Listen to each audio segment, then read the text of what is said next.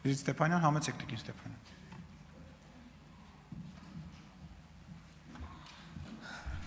Սիրելի սովորողներ,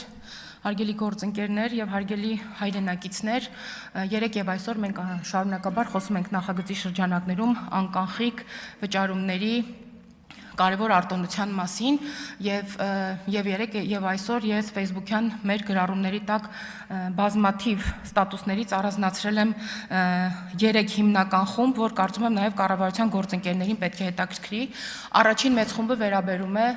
քաղաքացիները շատ են խնդրում, որպեսզի հատկապես ջեռուցման սեզոնին հետ վճարը տարածվի նաեւ կոմունալ վճարումների վրա։ Ես կարծում եմ սա քննարկման առարկա է եւ կարելի է այս մասին խոսել։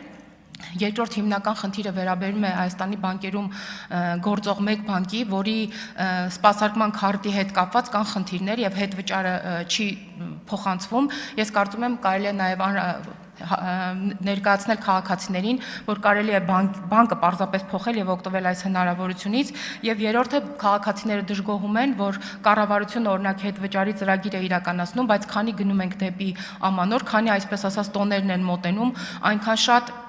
տնտեսվարողներ, օրինակ տարբեր հանգամանքներով եւ պատճառներով պայմանավորված պոստտերմինալների հետ խնդիրներ են առաջացնում, հնարավոր է նաեւ արհեստական, որպեսզի չսպասարկեն քաղաքացիների քարտերը։ Դրանք վերաբերում են գեղեցկության սրահներին, մթերքի խանութներին, հագուստի խանութներին,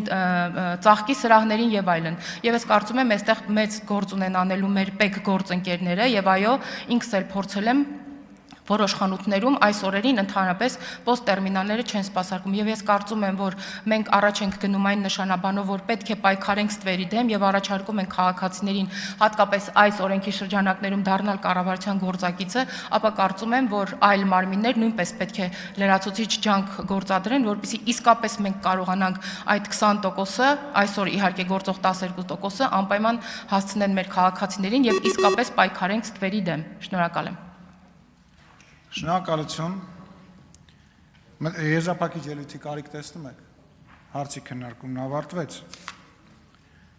Քննարկում ենք կառավարության ներկայացրած Հայաստանի Հանրապետության քաղաքացիական օրենսգրքում լրացումներ եւ փոփոխություններ կատարելու մասին 2021 թվականի